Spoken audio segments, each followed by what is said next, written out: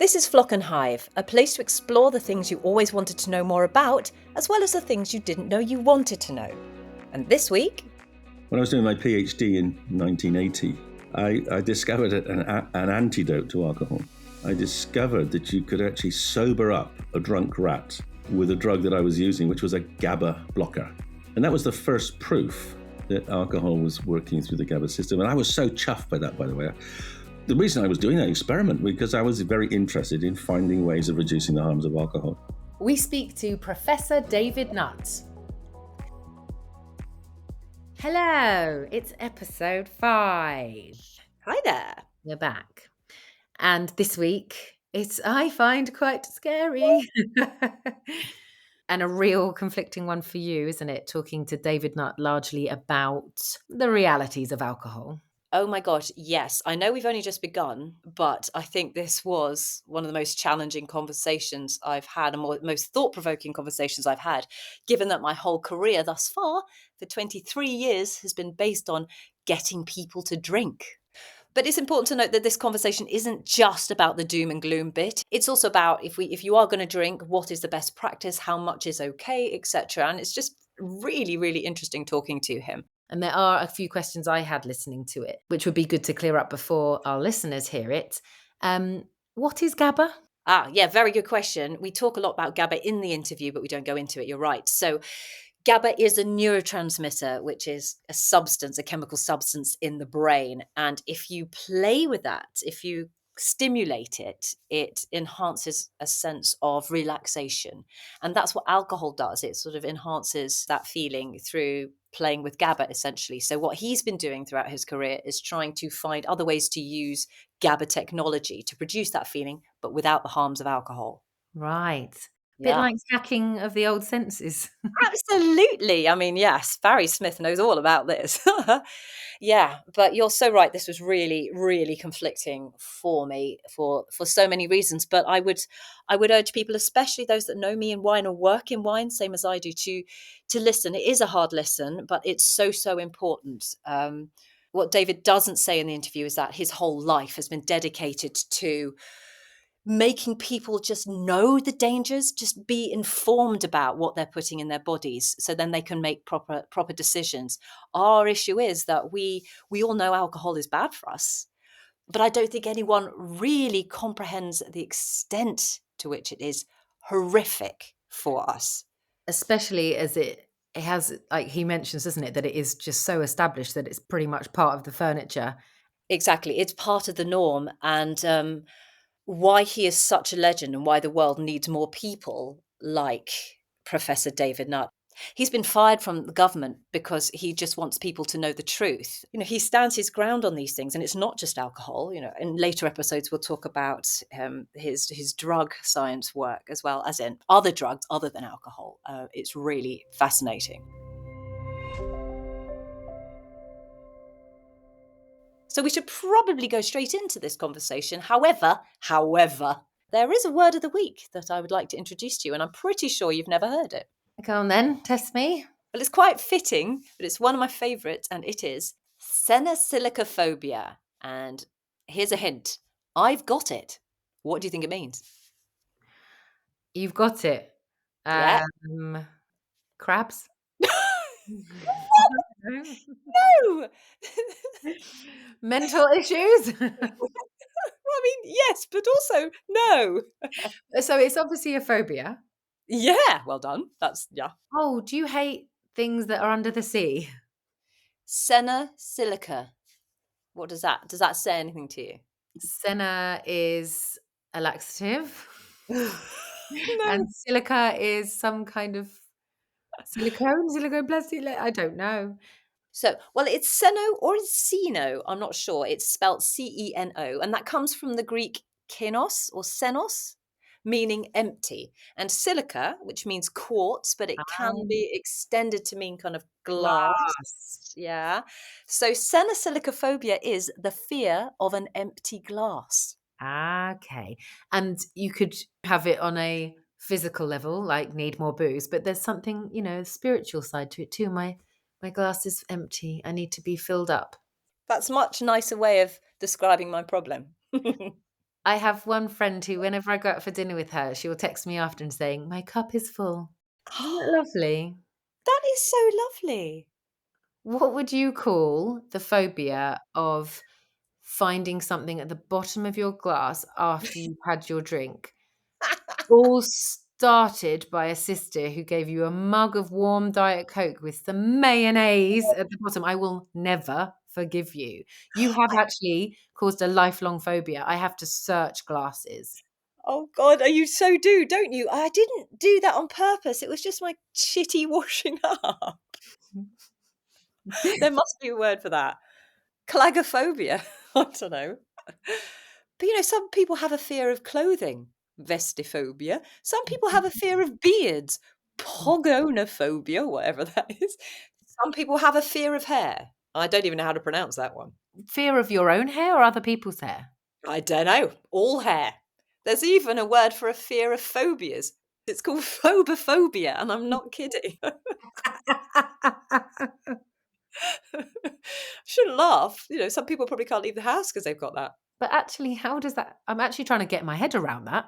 A phobia of a phobia. It's a bit like a cycle going round and round. It's kind of messing with my head. Yeah, I don't know. I've just remembered a phobia that I've got, a bit like your clagophobia, which, by the way, is now what I'm calling it.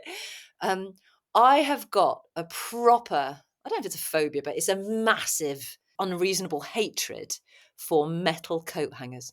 And I blame mum. Totally. Same as the mushrooms frying in butter. Yeah, I mean, my God. But those metal coat hangers, I fucking hate them.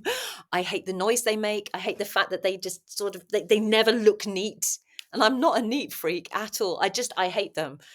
And they seem to inexplicably just become one. Yeah, like a big pile and they hurt Do they have to be intact or just in any form, like in unwound any, one? in any form. And if they've got that foamy stuff left on them from dry cleaning, that makes me even more upset. I so know what you mean. There, I've said it. They are awful. Yeah. So tell me about your fear of an empty cup. Not that you need to explain it to me, I don't but need to explain it to you, no, because as you well know, for years I've had a bit of a reputation for people leaving my house quite drunk, probably thinking they've only had 2 or 3 glasses, but the hostess in me thinks that I should constantly be making sure that people have a full glass, and so I top people up.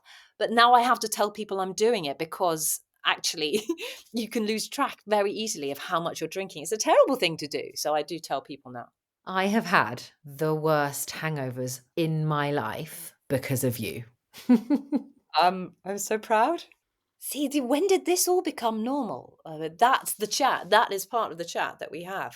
Well, we probably didn't help each other. No, we didn't. And again, I mean, I'm seeing a theme coming into every episode, which was it was the 90s. Blame the 90s again. Oh God. Sorry, 90s. I'm giving you a bad rap in all this. But you Yeah. were fucked up. Yes, 90s. So that seems like a good point to actually jump into this conversation. Should we see what he had to say? Yeah. Here we go. I was going to say strap on. No. That was last week's episode. Buckle up. Yes. Buckle up. Open your ears. Right, just roll the VT. Roll the Roll, VT. roll.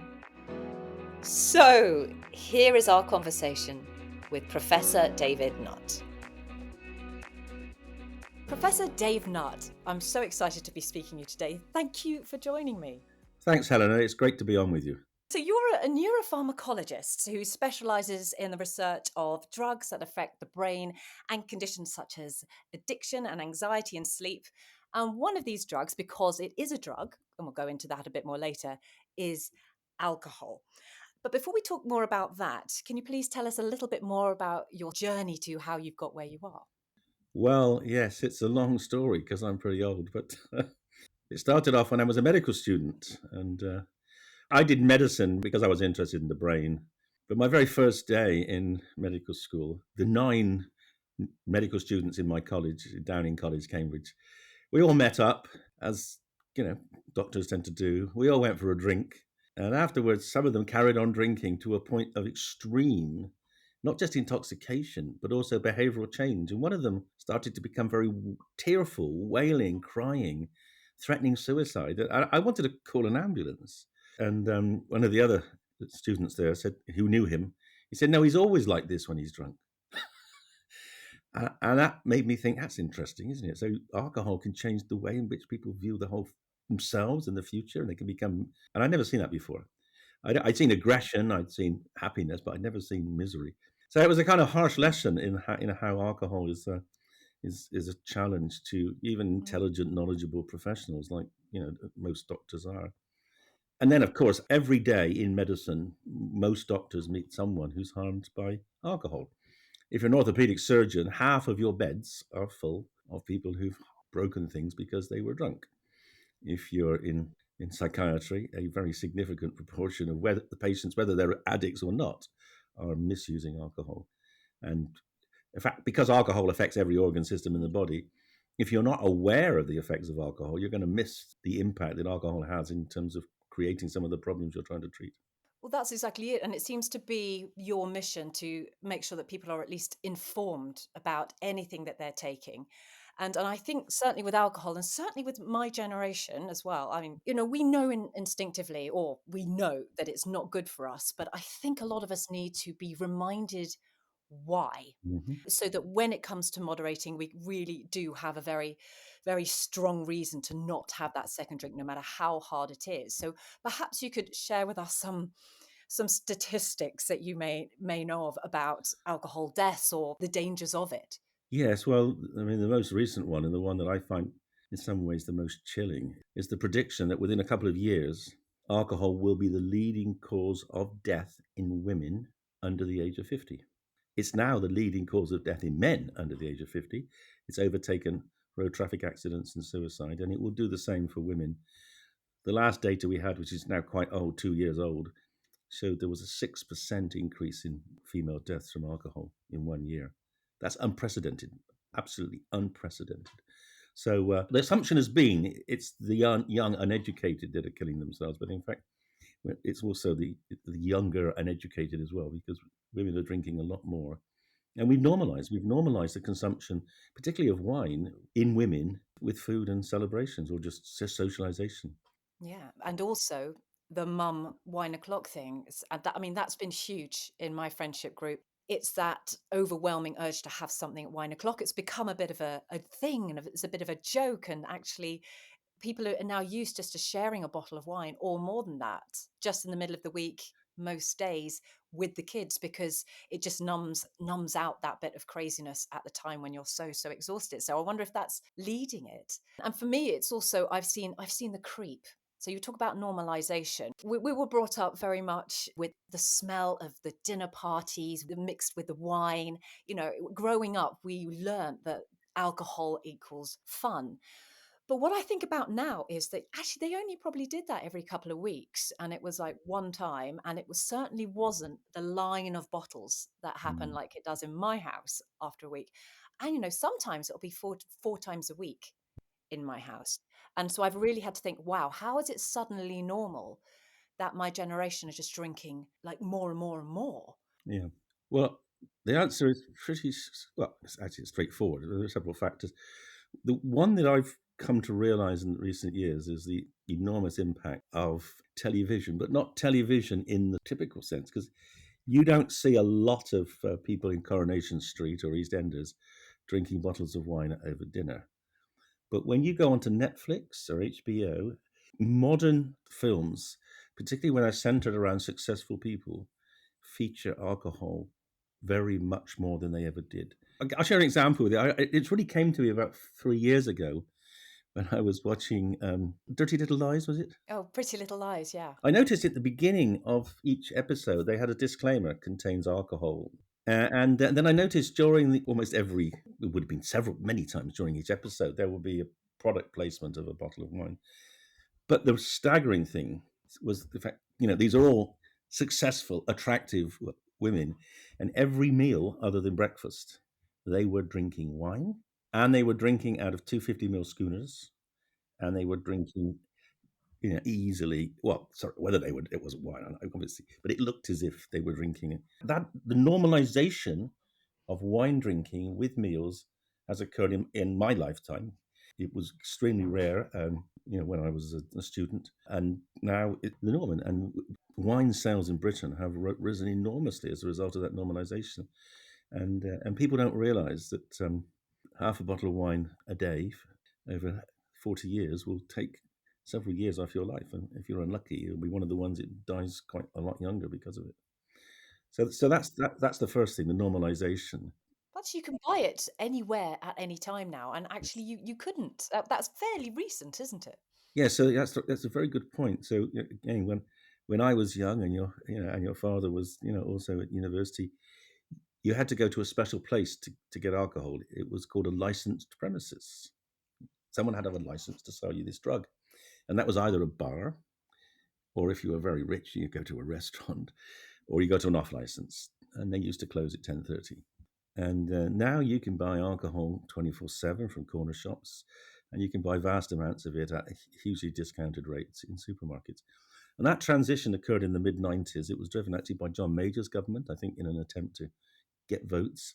And what it did was to triple off sales of alcohol. So, in fact, the consumption of alcohol in bars hasn't changed in the last 50 years. But all the increase in consumption is off sales, and it was driven by that. But worse than that, they haven't kept up the taxation to keep the price as it was. So alcohol now is, in real terms, about a third of the cost it was when I was an undergraduate.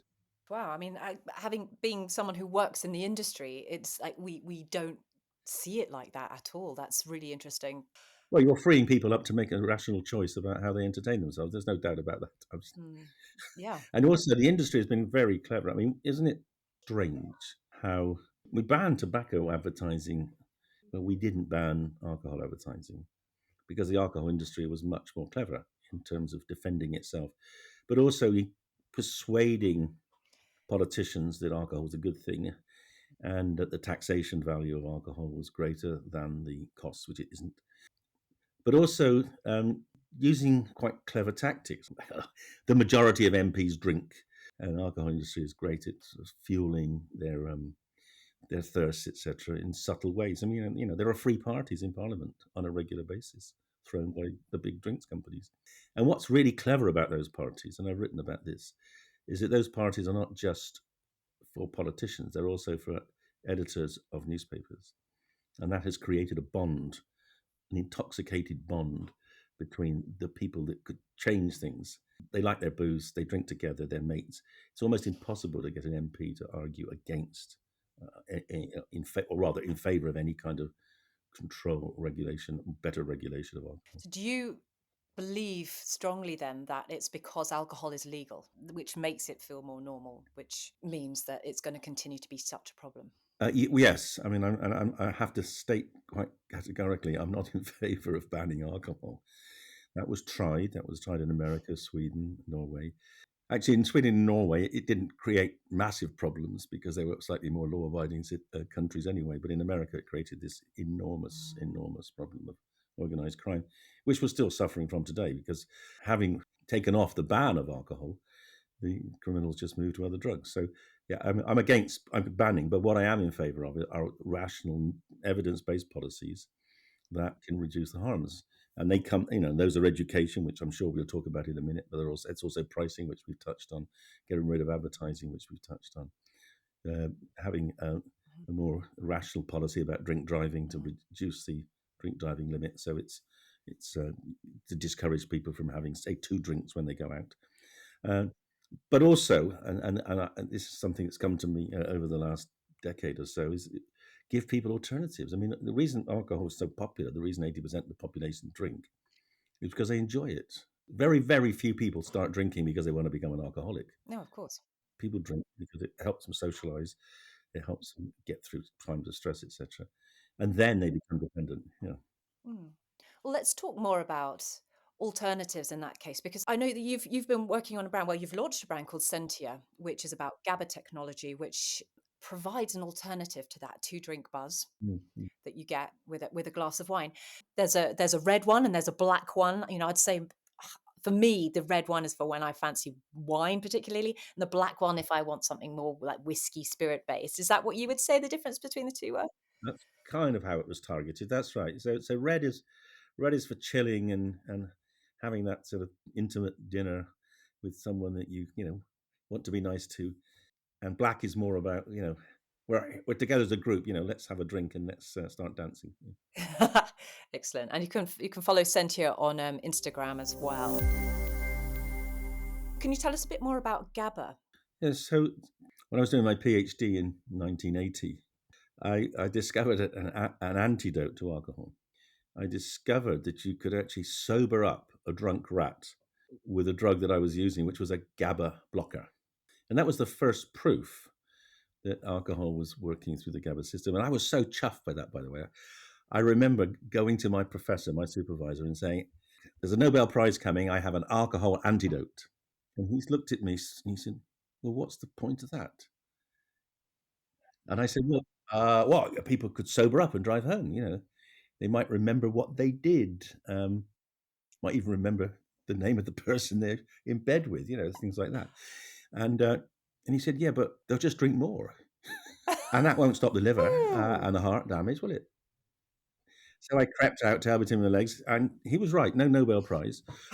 The reason I was doing that experiment was because I was very interested in finding ways of reducing the harms of alcohol, and I carried on for the next 20 odd years. I carried on looking for ways to treat the damage from alcohol. I did studies looking at new ways of treating alcohol withdrawal. I did studies on trying to stop people being dependent. And then about 15 years ago, when I was on the government's foresight panel, it kind of came to me in one of these brainstorming sessions. You're never going to find an antidote. You're never going to be able to protect people from the harms of alcohol because alcohol has so many harms. We've already said it affects every organ in the body. And it doesn't just do it because it's alcohol. It does it because it's metabolized to acetaldehyde.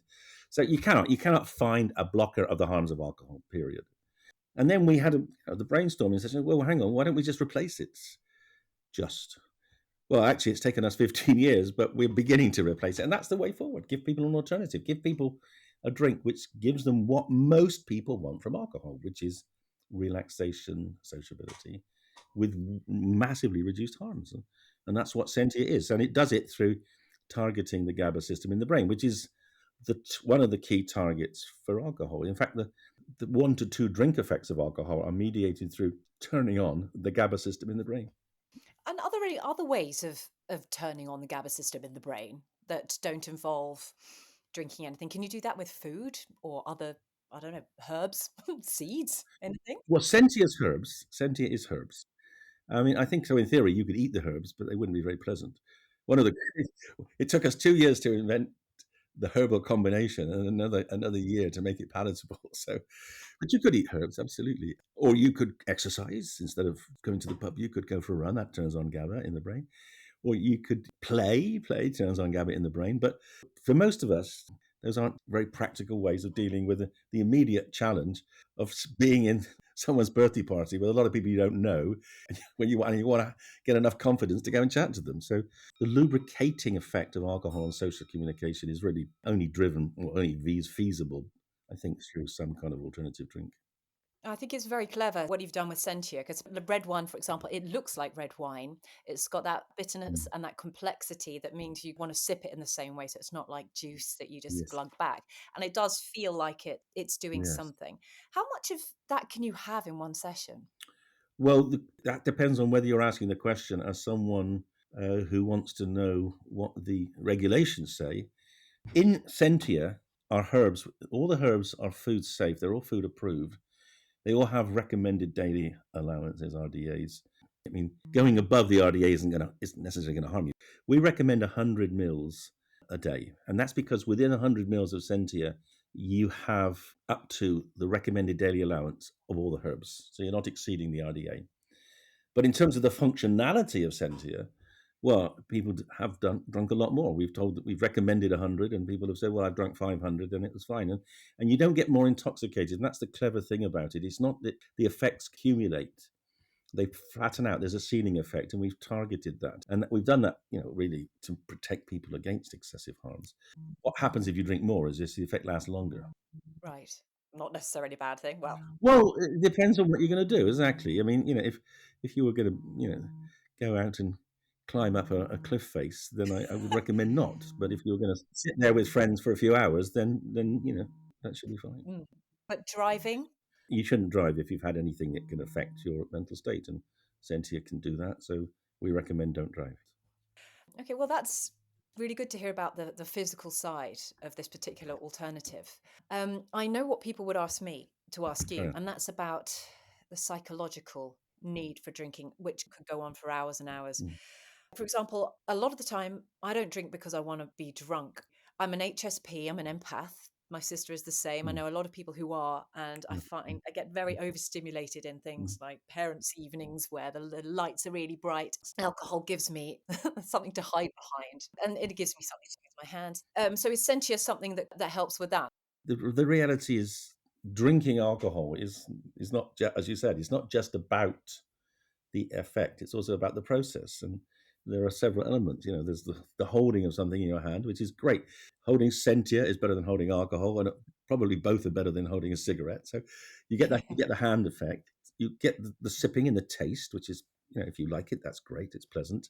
And then you get the effect to reduce the completely natural stress response of being in situations which are stress. I mean, humans are a very interesting species. We're successful particularly because we work together in groups, but we can be pretty horrible to each other. So the natural tendency of humans is to be suspicious of people you don't know, because they could be from a different tribe, they can have a different attitude, and they could harm you. Humans have evolved to be slightly anxious, slightly cautious in social situations. That's particularly true, as you know, with young children. But it gets in the way when you have to work together and you have to break down those anxiety barriers, and that's what alcohol does, and that's what alcohol is used for. I mean, if you go back 2,000-3,000 years, you go back to the use of alcohol in social situations. I mean, the most obvious example is in Judaism, where Jewish weddings were celebrated by alcohol. That's why the second most famous miracle of Jesus, after Lazarus, was the wedding at Cana, because the Jewish weddings required people to drink in order to celebrate.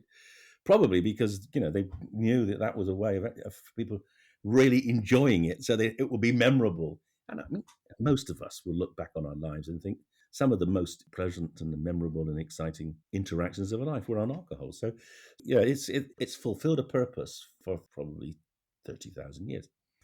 One of the reasons it hasn't been disrupted like other industries is because it is so established. People don't even see it as kind of an industry, it's just what one does. It's like, you eat and you drink. And I noticed at the very beginning you said alcohol is a drug. Yeah, but you won't get anyone working in the drinks industry tell you that. Alcohol is actually a drink. Did you not know that? It's a refreshing drink. It's so conflicting for me because it's my job to get people drinking. And it's a really interesting challenge for me, this. And it's also one of the reasons why I wanted to do this new project and to speak to you, because I'm looking for a different way to talk to people about alcohol. Yeah, no, that's a really fundamental question. So we were talking about the fact that alcohol has been in our culture for thousands of years. So it's just there. It's just part of our lives. So if we are going to consume it, what is the best practice, would you say? What really is an okay amount, and what should we be doing around that? So if I can just give you a little plug for my Of book. course. So in my book on drink, there's a whole chapter which addresses this particular topic. And let me just state absolutely up front, I drink. Before I was 18, I worked out ways of getting alcohol illegally. And I spent 40 years treating people with alcohol problems. So I've seen it from both sides. I understand the value, I understand the harms. And I've thought a lot about how we can get people to maximize the value and minimize the harms. And there's a whole chapter on that in the book. So I mean, there are a few absolutely key messages here. The first is just think about drinking. Why do you drink? And you discover quite a lot of people don't think about drinking. They just drink because drinking is what we do. That what defines our peer group. So think about that. And if you can, get an estimate of how much you're drinking each week, and you'll probably discover you're drinking more than you thought. And one of the things I recommend is that just reflect back over a week how much you drank and which of those drinks actually did what you wanted them to do. Yes, exactly. I mean, after the first 2 or 3, it doesn't get better, does it? Doesn't get better, and it can get a lot worse. So first thing, only ever drink a drink that you're pretty confident is going to really do what you want it to do. The second really important point is never drink alone. Another tip I get in my book is actually when you're with a meal, because a lot of people drink more than they think because they're washing the food down. Don't wash food down with alcohol. Wash food down with water, and then savor the alcohol. Now, another tip is sort of classic way people have begun to control their drinking is only drink at weekends. Try not to drink during the week, and that gives you a lot of advantages over your other fellow competitors in business because some of them will be hungover. And if you're not hungover in the week, then you're more functioning. And that's actually what I do, by the way, just to throw this in. I know say I'm conflicted. I would say this, wouldn't I? But in the week now, I just drink Sentia. And I reserve my wine drinking to Friday and Saturday nights. And there's a whole group of people, the lower no, they either don't drink at all, or they drink just at weekends. And I think that's a quite a good strategy. Yeah. I think it's telling yourself that you've got 2, maybe 3 occasions to drink during the week and then sticking to those, whether that's the weekend or I think you will in my case, given that I work in wine. And it keeps turning up in my house as well. Oh my God. Yeah, But what I'm going to try and do now is just sort of look at the month ahead or look at the next 2 weeks ahead and say, okay, so my 2 days are going to be this and this, but just really intentionally say, and I am going to stick to 2 glasses, and I'm going to think about beforehand that I'm going to have water before, during, and after all that. absolutely. Yeah, but just thinking about it in advance so that you do get that second of remember what you told yourself. As the huge problem is as soon as you've had 2 drinks, and if you haven't thought about that in advance. Well, that's what alcohol is very good at eroding, isn't it? First, it gets rid of anxiety, and then it gets rid of the will. So I think you're right. Drinking, thoughtful drinking is really important. The other sort of kind of amusing sort of tip I give to people is that if you plan your drinking and then work out how much you're drinking and then reflect on it, I think knowing your alcohol consumption is something that is as important as knowing how many calories you're taking, possibly more important than that in some ways. But also, most people know their weight, and most people know their waist circumference, and most people should know their blood pressure, and most people should know their cholesterol. Certainly, if you're over 45 or 50, you should know that. Those are facts about you, and if you care about health, you should know those facts, and you should know how much you drink, and you should always be trying to reduce them. Those are all things that you could do with less of. There's a lot of putting your head in the sand about alcohol, though, isn't there? But it's more than that. It's seeking out the claims of the industry that allow you to carry on doing what you're doing, thinking it's okay. Resveratrol, it's good for you. Should we just explain to all of your listeners what that means? Well, what Helen was saying is that there is this argument that within, particularly in red wine, there may be substances that are protective. They're called antioxidants, and they're supposed to chew up toxic things in the body called free radicals. And they do. The problem is that when you drink them in alcohol, the alcohol produces more free radicals than the red wine resveratrol. And in fact, there are people who have made tablets of resveratrol, capsules, so that you don't have to drink to take it. And they've been tried. Unfortunately, it's not that good an antioxidant. So the bottom line is red wine is not as good for your health as has been thought. However, there is the so-called French paradox, which is that people who live in France and the Mediterranean basin tend to have lower cardiovascular disease than the rest of us in Europe and elsewhere in the world.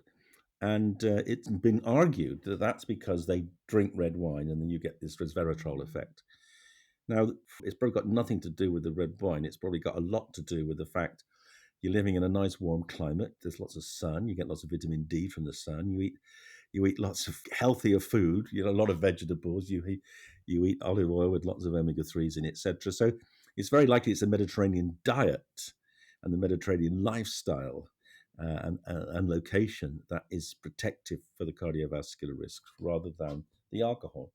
And the reality is, in the last few years, these very large WHO studies published in the Lancet have shown that there's really not a protective effect on the cardiovascular system. And if there is, and this is the real crunch, if there is a protective effect, the optimal consumption is about half a small glass of wine a day.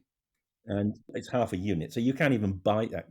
So maybe your granny was right when she was just taking that little snifter of of tonic wine. Beyond that, the effect disappears. It's the J curve, which is, a little bit is better for you than none. But you're right, it's that much. And who ever drinks that much, especially in the UK? Yeah.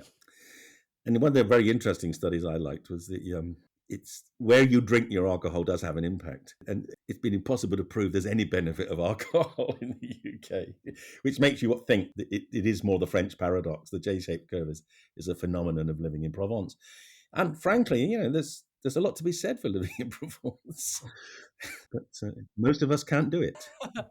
No, unfortunately, it's very much my plan.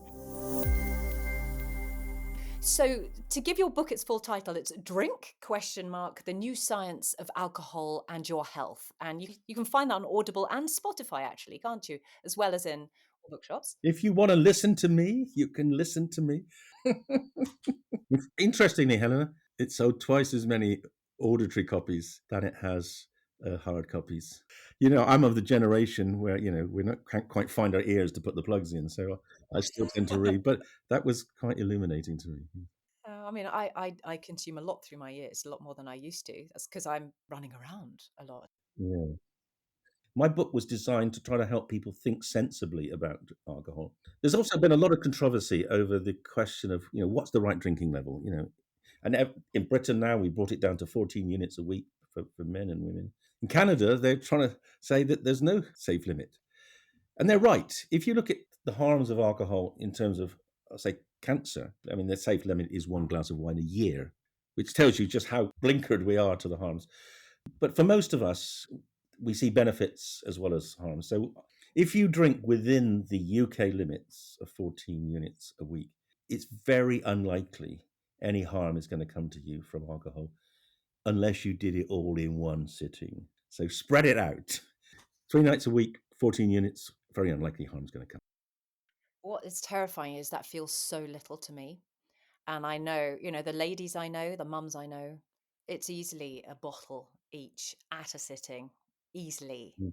several times a week. Yeah, because it's just been it's normal now. That is so dangerous. There's still so much more I want to ask you, but maybe we can have a second version of this another time. But for now, I just want to say thank you very much. Thanks, Helena. Lovely to talk to you. I'm going to be quiet for a bit now. What are your thoughts? Borderline terrifying, Right. but not massive surprise to me because I have been reading a lot of Quitlit over the last couple of years, actually, which has already done the scare the bejesus out of me job. I love that he is working to create an alternative and working towards getting people just to have a think. I think the real takeaway for me for what he said was how it is just so accepted that it's invisible. Yeah. And it's just part, and if you're not questioning it, you can just roll away until it suddenly becomes a problem. And I think we need to be able to intersect that rolling snowball. And that's what I'm taking from what he's saying. That's what he's trying to do. Yeah, he absolutely is, because it is true. And I've found it myself that, when you surround yourself with people who also love to drink, you're seeing them do it, so you think it's all right, and they're seeing you doing it, so you think it's all right, and it's not. And you've normalized it between your friendship group. But actually, when you look outside that, you realize how far you've got away from what is okay. Yeah. And it's not even just looking amongst your peers, it's how it's sold to us, the glamour, the beautiful adverts, the your life will be better. It's insane how that's been allowed to happen. Yeah. And I'm speaking as someone who just this week on her Instagram has given away a load of free wine. See, how are you navigating this in your mind? Because we've had this discussion when I started looking into drinking less and reading more about sobriety.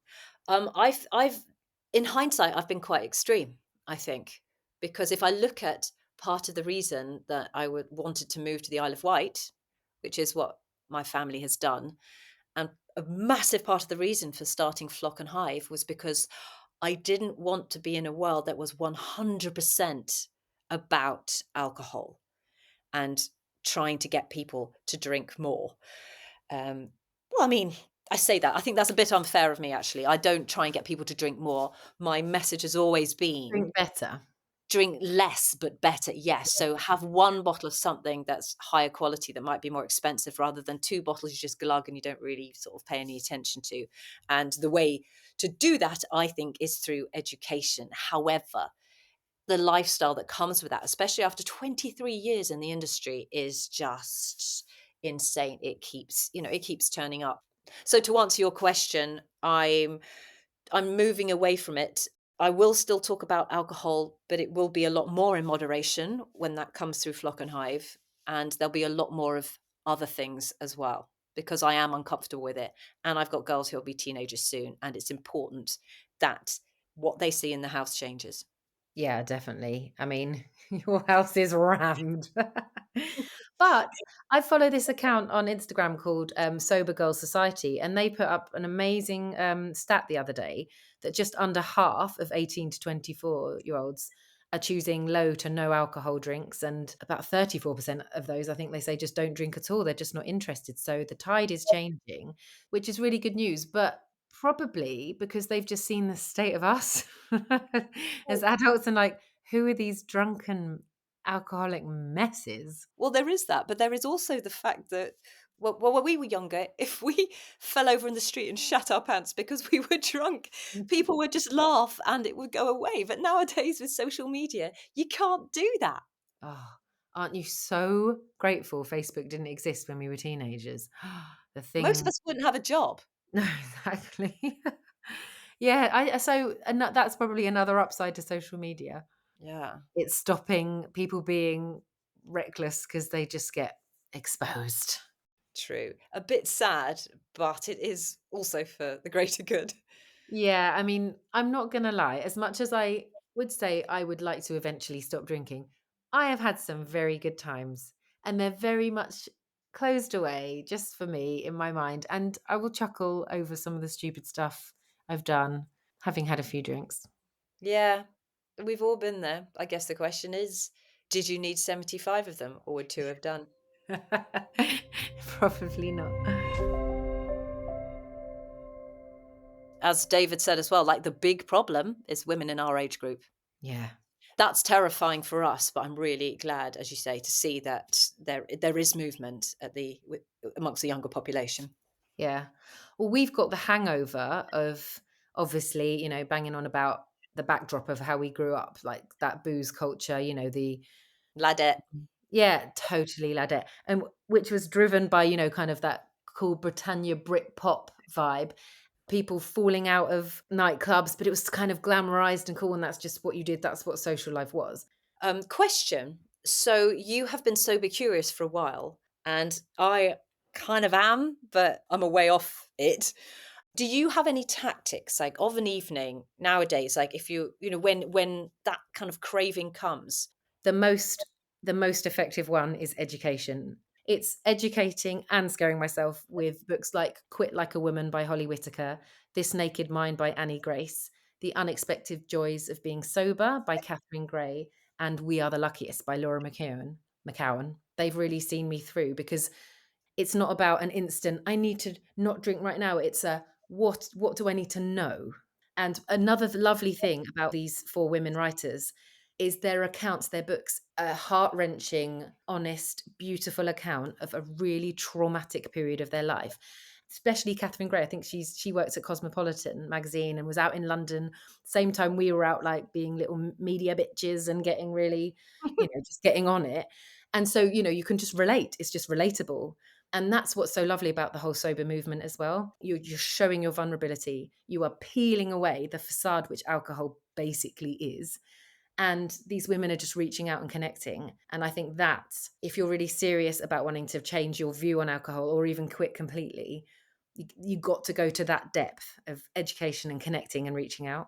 That makes sense. That makes a lot of sense. I'm interested in that moment when you really fancy a glass of wine though. Do you almost like reach out for it? I'm just interested to know what goes on in your mind. You reach out to it, and then do you just have the voices of all these women in your head just sort of reminding you and you step away or something else? I guess because a lot of people won't have read all that stuff but might be keen to start sooner. Well, one thing which is quite major, and this is what I know I joked about it before, but you have so much alcohol in your house. I just don't have it in my house. Yeah. So I can't. So if I want it, I can't reach out and get it. I mean, I could Deliveroo it, and to be honest, I have done that a few times over the years, but that is one barrier away. If you create those barriers, then you can have another word with yourself along the way. I'm really keen to hear from people listening what they do, what you guys do if when that craving hits and you know you don't want to have something. I mean, for me, recently, what I have found to work quite well actually is just saying I'm going to treat it a little bit like surfing. So I'm feeling this craving coming up a bit like a wave. I'm going to just try and surf that wave for the next half an hour and then see where I am. And more often than not, after that half hour, I'm not even thinking about it anymore. It's just giving yourself that space, like to not react immediately and open that bottle. One thing I can't help react to with what David talks about, and that's the moderation chat. But that's because I am coming from a place of being exposed to a lot of people and a lot of writers who are just dead against that, and they just think it's a redundant moot point. Like, for example, Annie Grace, who wrote This Naked Mind, talks about moderation in that it is useless because it's a decision you have to keep making. And research has been done to show that a decision, whether big or small, takes the same amount of brain power. And over again, it can stress you out and it consumes your mind. And this is why, like, life coaches always say things like, get your outfit ready the night before so you don't have to make the decision when you wake up. With moderate drinking, you are constantly deciding and re-deciding. It becomes exhausting, and after a while, if you get stressed and exhausted, you're more likely to just sack the whole thing off, and then it leads to the sense of failure. So there's a real area of thinking where moderation is just absolute bullshit. You know, I've never heard it like that. But the reason I like it, and I'm really glad you said that, is because what I noticed doing dry Jan for the very first time in my life was that because I'd made the decision that I will not drink anything for this month, it was like decision made, line in the sand. Yeah. I mean, this is Holly Whitaker's absolute, I think she's even got this tattooed on her arm. It's just never question the decision. Because once Ooh, you've made it, you've made it. And that is, if you can apply that to anything in life. If you're constantly questioning yourself, you're constantly in a limbo, aren't you? And yeah. if you've got any propensity to fall to the cravings of alcohol, you're gone already. Yeah, I mean, very, very interesting discussion. That brings me to functional non-alcoholic drinks as a genre, a brand new genre, which I think is fabulous. Well, did you know at Glastonbury, we went to Alex James's festival a couple of years ago. There are now alcohol-free bars, where it's a thing now, which is brilliant. I love that. But I'm a huge fan of these things, which I was very excited to hear about Sentia. That was the first, actually not quite the first one. There's another brand called Three Spirit that works with nootropics and adaptogens, which isn't trying to be wine, isn't trying to be spirits. It's its whole new thing. You know, they're really flavoursome. They are complex. They make you want to sip them in the same way that you might alcohol instead of just glug them back like you would a cordial or something like that. And it's a whole new genre, and there's stuff in it that's good for you. And that to me is much more appealing than just having a wine with the alcohol stripped out of it, which just doesn't make it taste very good, quite frankly, or having something pretending to be a gin. Yeah, that there's been um, we spent Christmas together. There's Yeah. been that bottle of 0% prosecco in my fridge for so long, and I've had lots and lots of nights where I haven't drunk and I've wanted something else, but it's not appealing, especially as I know it's just going to be a sugary, imitator. Referring to Holly Whitaker again, she in an interview said something which really I thought was quite fascinating, and it was along the lines of every time I'm interviewed, there's never an alarm at what I'm actually saying about the damage of alcohol. It's the sense of alarm that we're being told that we shouldn't use it. Well, I think David agrees with that. His point is that people are doing it and they will still doing it, but it's just that no one is telling them how bad it is. And that's what he's banging the drum for. He's wanting people to educate themselves and to be educated. And he's frustrated with the government because they're not lying, they're just withholding information. You know, there's a subtle difference there. There absolutely is. But I would also counter that I actually think people do know, which is why I think there is a bracket of people that the whole moderation chat is just redundant. Maybe both ways are possible because I think some people, to your point, you are right, just need to stop. But it's still good to try and moderate because what you will find by doing that is that on the times that you don't drink, when maybe you would have done, you feel so much better than those times that you do drink. And so what you might start to do is actually drink less, less, and less, and then eventually stop. So I think there's still value in it. Oh, yes, definitely. I mean, I'm coming from a place where I'm looking to stop. For me, it's slightly more nuanced just because I never drink to get drunk. That is never my aim. And I don't really drink much that isn't wine because, again, I'm not interested in being fucked. I love tasting delicious wine because it's been my career for so long. Every bottle to me, just to sound like a complete wanker, is a different story. And the way it's made, I can taste so many different things in it, and I'm interested by it. And it's like it's a natural product made by a human rather than in a factory somewhere. I'm really interested by what is in the glass, and I realize that not everyone is. That's why I want to moderate because I really love discovering a new wine. I love it. But there's got to be a subconscious, deep running thing because it has been taught to you on some level that it's a real pleasure giver and it's something really sociable and it brings you together and it's delicious. Like that's got to have been something that was informed as well. Is every bottle we drink is an 8.99 bottle from Sainsbury's 100% man-made organic? Wine is generally crushed grape juice that's then just left. Sometimes there's a bit of sulfur added in the bottle, and that sulfur is naturally occurring in grapes anyway because that's an antioxidant, so it stops it oxidizing. Fine wine has very little done to it, if or nothing done to it. But you are talking about a certain level of wine. There's going to be people listening who can't access that, or who, if they are grabbing their everyday drink, they are getting the 6.99 from Sainsbury's, which isn't necessarily the same story, is it? To me, there seems to be two camps of enjoying a drink. There's the sort of very fine, beautiful, romantic, luxurious, poetic way that you experience it that I think you're really successful at. But then there is a whole culture of drinking which is fast, cheap. There just seems to be a chasm between those two, really. I disagree, actually. I think a wine doesn't have to be expensive to not have been completely manipulated. I mean, yes, it's true that at the lower end, there is a little bit more that goes on in terms of maybe some additives here or there. But when you compare it to many, many other kinds of alcohol or sweets or anything that you put in your body, there's very little intervention. Okay. I guess I'm just talking mostly probably about the drive to drink mostly. Yes, Most people is, "Oh, I'm overwhelmed. I need to numb," rather than, "I love the story of this bottle." 100%. Yeah, I mean, yes. And maybe I'm kidding myself. I'm in a slightly different position because I know a lot about it, and it's all interesting and very, very geeky. However, I appreciate that I'm also bringing everything that you said before, all this subconscious stuff with me about what it means to drink wine. And the reality is most people don't drink wine like that, and that is not the Yeah. reason for drinking wine.